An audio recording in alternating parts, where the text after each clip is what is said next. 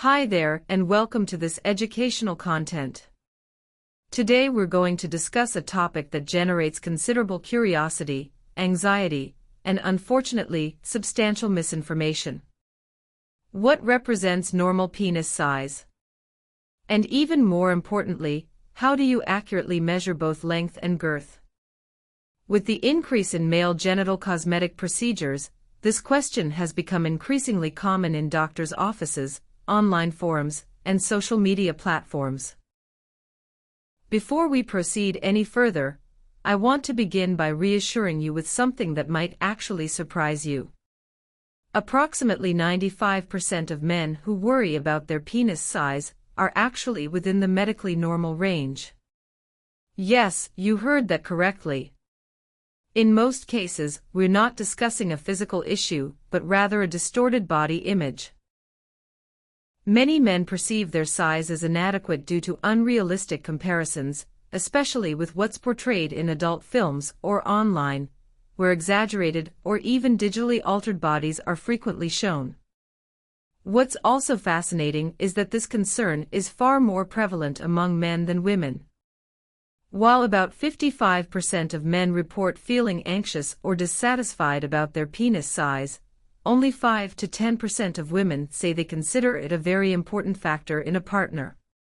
So take a deep breath. My goal here is to educate, inform, and most importantly, put your mind at ease. In this content, I'll share real scientific data, explain how to properly measure both length and girth, review the procedures that exist for enhancement and their risks, and we'll even examine a historical curiosity that might just shift the way you think about the topic entirely. Let's start by learning how penis size is measured correctly. Now let's discuss how penis size is actually measured, because this part is essential for understanding what's considered normal. There are two main dimensions to consider: length and girth, which is the circumference or thickness of the shaft. Regarding how to measure length, penis length can be measured either when erect or when flaccid and stretched, and both methods are used in scientific research. However, the most consistent and clinically reliable method is the flaccid stretched length, which closely correlates with erect length. To measure correctly, first, use a ruler or measuring tape. Second, place it at the pubic bone, right where the penis meets the body. You may need to gently press into the fat pad to reach the bone. Third, stretch the penis out, not forcefully, but firmly while flaccid, and measure to the tip of the glans, which is the head. The same process applies when erect. Start at the pubic bone and measure to the tip, keeping the ruler on top aligned with the shaft. It's important to avoid measuring from the skin, or from underneath, as this adds extra length and leads to inaccurate numbers. For measuring girth or circumference, girth is just as important as length, and can vary significantly between individuals. To measure, first, take a soft measuring tape or even a piece of string. Second, wrap it around the mid-shaft of the penis, neither too close to the base nor the tip. Third, record the number where it meets. You can perform this measurement both flaccid and erect for comparison, but in most studies, erect girth is the standard. Many men tend to overestimate or underestimate their size due to poor measurement methods, or by comparing themselves in non-erect states to others in fully erect states, which creates unrealistic expectations. Coming up next, I'll walk you through what the actual scientific data tells us about averages, so you can see where the majority of men truly fall. Now that we know how to measure penis size correctly, let's examine what the science actually says. There was a large-scale meta-analysis conducted with data from nearly 15,000 men worldwide. This kind of study combines data from many different research papers to produce reliable averages. Regarding average length when measured erect or flaccid and stretched, about 90 to 95% of men fall within the following range: length between 10 and 16 centimeters. That's roughly 4 to 6.3 inches. The global average length is around 13.2 centimeters, or just over 5 inches. So if you fall somewhere in that range, you're completely normal. Now, on the extreme ends of the spectrum, there are medical definitions. A micropenis is defined as an erect or stretched length of less than 7.5 centimeters or about 3 inches.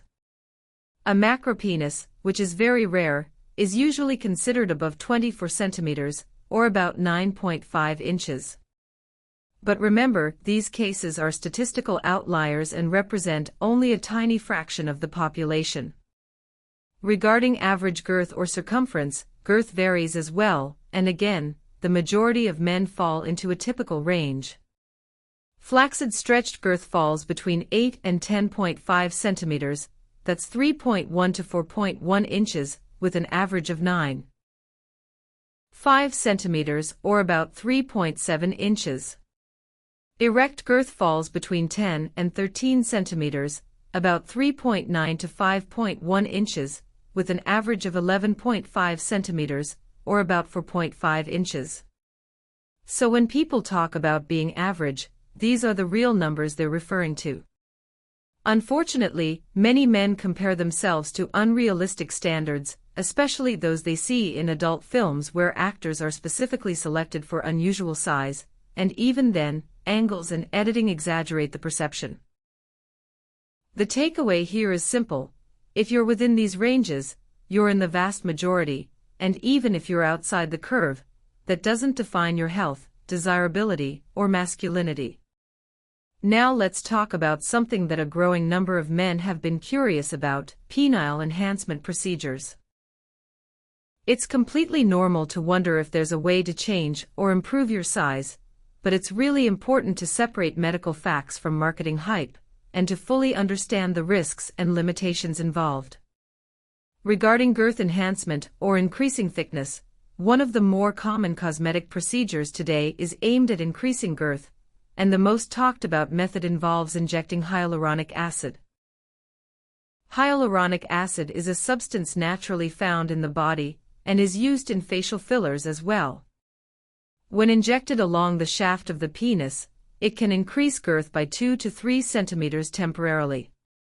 The effect lasts around 12 to 18 months, depending on the product and individual metabolism. It's considered safer than other substances and is absorbable by the body over time.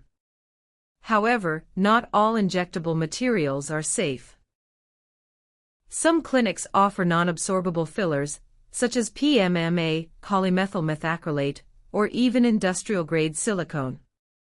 These can cause severe complications, including chronic inflammation, hard lumps or nodules, deformation, and irreversible damage to tissues.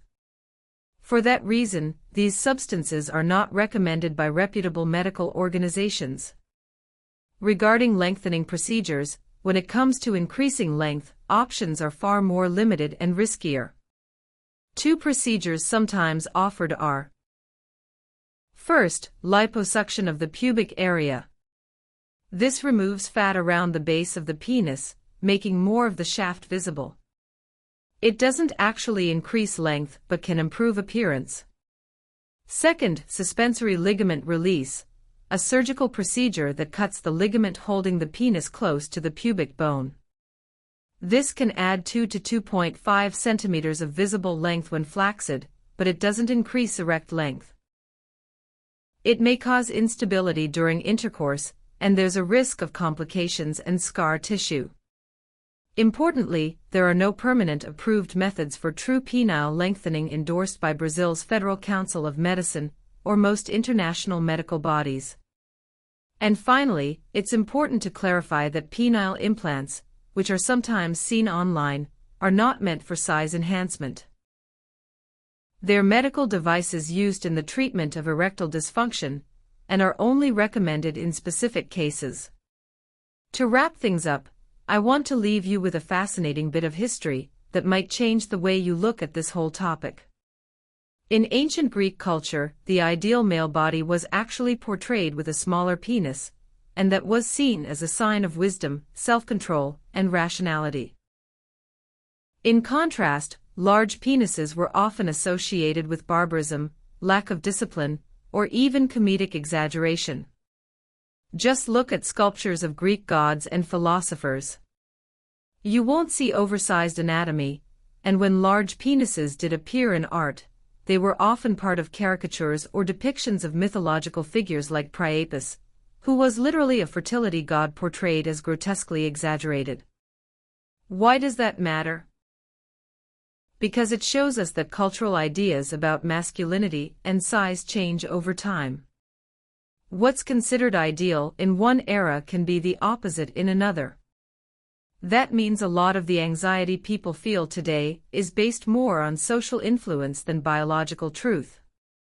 So if you've ever felt insecure or pressured by what you see online, in media, or even from locker room talk, you're not alone, but hopefully this content has helped put things into perspective. At the end of the day, penis size does not define your worth, your ability to please a partner, or your masculinity. What really matters is your confidence, your respect for others, and your health, both physical and emotional. If you found this content helpful, don't forget to like the video, subscribe to the channel, and turn on notifications so you don't miss more science-based, judgment-free content like this. Thank you so much for watching, and I'll see you in the next video.